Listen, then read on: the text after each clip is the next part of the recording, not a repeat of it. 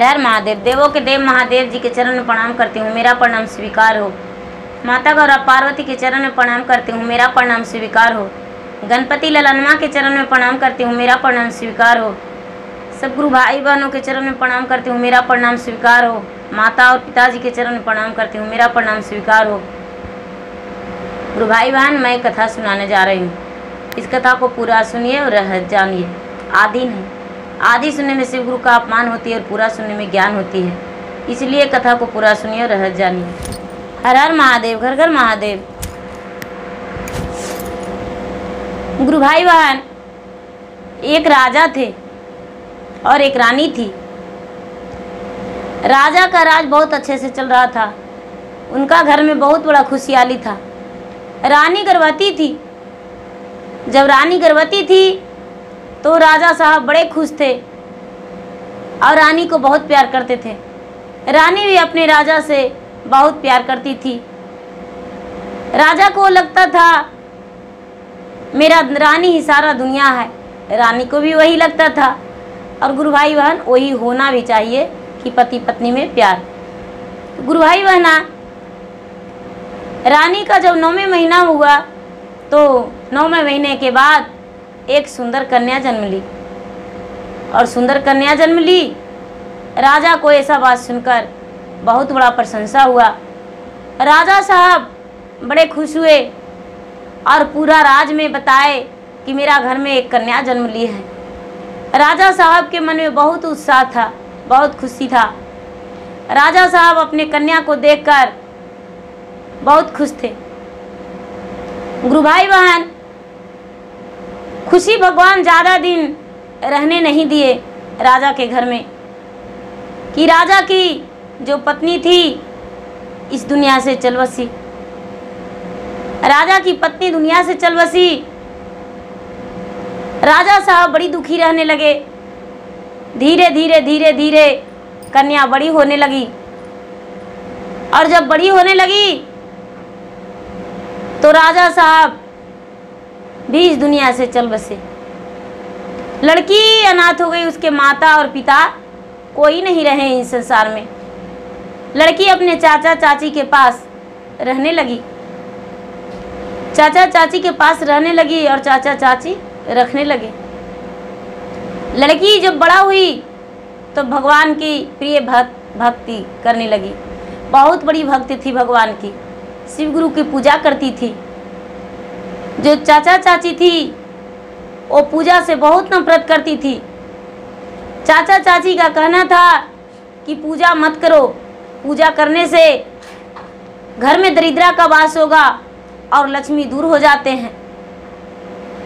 ये लड़की चाचा चाची के बात सुनकर बड़ी दुखी रहती थी, लेकिन मन ही मन ओम नमः शिवाय, ओम नमः शिवाय जापते रहती थी। एक दिन बंद कमरे में अपना ओम नमः शिवाय के जाप कर रही थी तो इसका चाची ने खिड़की से देखी। तो चाची ने गेट खुलवाई और खुलवाकर और बोली, तू क्या कर रही हो? लड़की बोली, मैं तो भगवान का ध्यान कर रही थी, भगवान भोलेनाथ का ध्यान करने में ही मुझे अच्छा लगता है। यदि भगवान का ध्यान नहीं करते हैं तो मुझे मन नहीं लगता है। जब भगवान का ध्यान करते हैं तो लगता है कि मुझे माँ का दर्शन हो गया और मेरा पिता का दर्शन हो गया। जो चाची थी गुस्से में हाथ पकड़ के बच्ची को निकाल दी और निकाल के बोली कि तुम्हारी जो माँ थी वो तो मुझ पर छोड़ के गई है, लेकिन हम छोड़ देंगे तब तुम कहाँ जाओगी? गुरु भाई बहना, जो लड़की थी, लड़की आंखों से आंसू टपकाते हुए अपने चाची को और चाचा को बोली, मुझे अपना नज़र से दूर मत कीजिए, मुझे अपना नज़र से दूर मत कीजिए, मुझे इस घर में रहने दीजिए। हम चाहते हैं कि आपके साथ रहूं, भला हम कहाँ जाएंगे, मैं छोटा बच्ची हूँ। लेकिन गुरु भाई बहना, चाची निर्दयी एक भी नहीं सुनी और बच्ची को निकाल दी। बच्ची ने रोते बिलटते घर छोड़ दी और घर छोड़ के ओम नमः शिवाय, ओम नमः शिवाय, ओम नमः शिवाय करते करते करते करते करते वन को चली गई। वन को चली गई और वन में चली गई तो माता पार्वती और भगवान भोलेनाथ वन में घूम रहे थे, ठंडी ठंडी हवा खा रहे थे। जो वन का वृक्ष था वो ठंडी ठंडी हवा दे रही थी। माता सुहाने पल में घूर रहे थे। जो बच्ची थी वो बच्ची कह रही है कि हे भगवान, मैं तो आपका भक्त हूँ और पूजा करती हूँ आपका, आपके पूजा के कारण मुझे निकाल दिया गया है। भगवान आप मुझ पे कृपा करके और मेरी प्राण को हरण कर लीजिए। मेरा संसार में तो कोई है ही नहीं, तो भला इस संसार में रह के हम क्या करेंगे। मेरे लिए आप मृत्यु दंड दे दीजिए, मृत्यु भेज दीजिए भगवान, और हम कुछ नहीं जानते हैं। ये जो लड़की थी गुरु भाई बहना भगवान से प्रार्थना कर रही है अपने मृत्यु के लिए। इतने ही में माता पार्वती का ध्यान पड़ा कि कोई बालक का आवाज़ है रोने का, और लगता है आपका आराधना कर रहा है कि भगवान मुझे मृत्यु दे दीजिए। महाराज वो कौन है? भोलेनाथ कहते हैं हाँ है एक कन्या, वो रो रही है, मैं क्या करूं, इसमें मेरा कोई गलती नहीं है। माता कहती है नहीं, इसके लिए तो आपको सहायता होना पड़ेगा। यदि आप इसके लिए कुछ नहीं करेंगे तो आपका संसार में पूजा कोई नहीं करेगा। आपका संसार में पूजा कौन करेगा?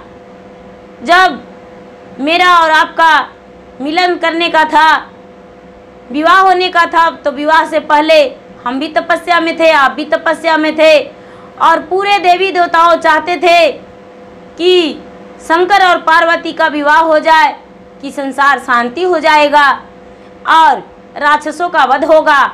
आपने तो ऐसे नहीं करने को लिए तैयार थे, जैसे नाराज हो गए थे। आज वही मुसीबत में लड़की है, इसका मदद करना पड़ेगा। भगवान कहते हैं हे देवी, आपके कहने के अनुसार वैसा ही हम करेंगे। भगवान भोलेनाथ उसके पास गए और जाकर बोले, हे कन्या, तुम इस वन में अकेली क्यों घूर रही हो? इस वन में तो बाघ सियार आएगा, नाग आएगा, सांप बिच्छू आएगा, काट लेगा, डस लेगा और तू मर जाओगी। क्या तुम्हारा क्या तकलीफ हुआ है?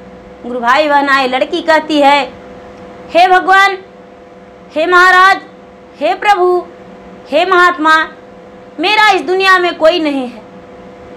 मैं तो भगवान की सिर्फ एक भक्त हूँ, उसके अलावा कोई नहीं मेरा है।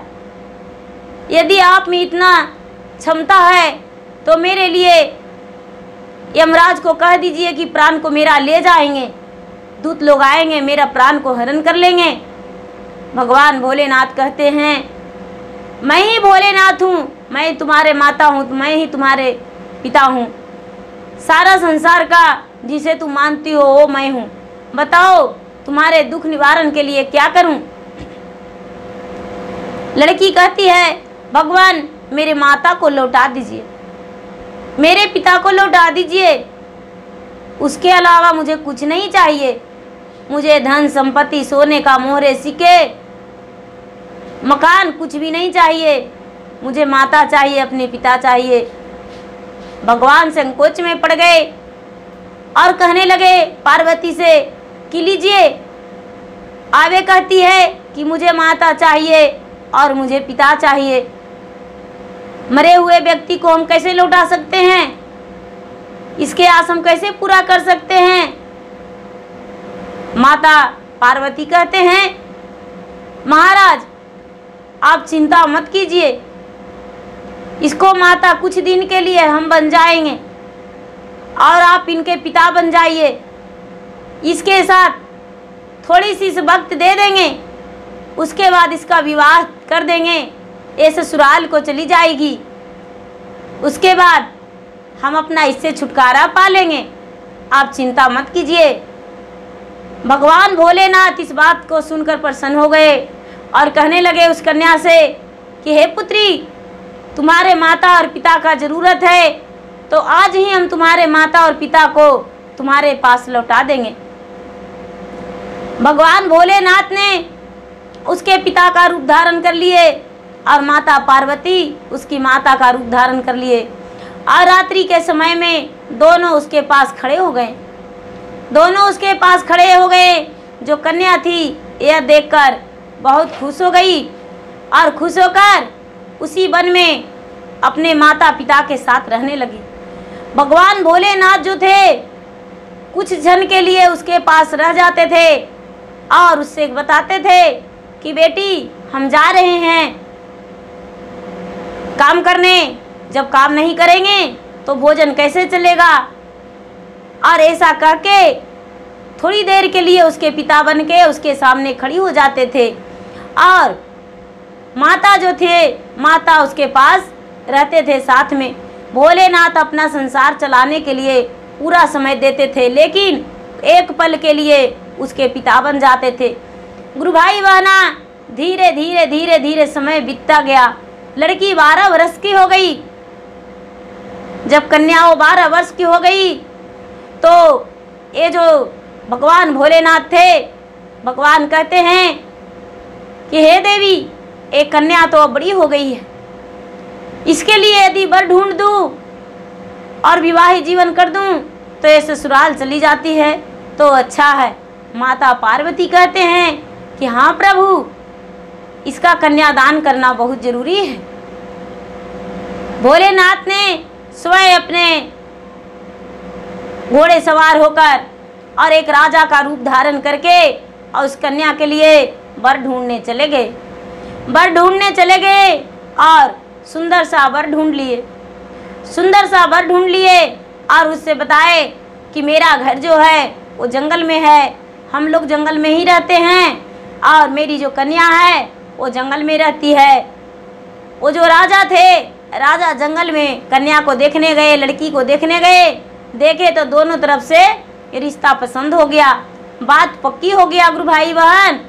और राजा साहब इस कन्या के बारात लेकर, अपने बेटे को बारात लेकर भगवान भोलेनाथ के द्वार पर पहुंच गए, जो कि राजा को ये पता नहीं था कि भगवान भोलेनाथ स्वयं आए हैं मेरे द्वार पे मेरे घर रिश्ता के लिए।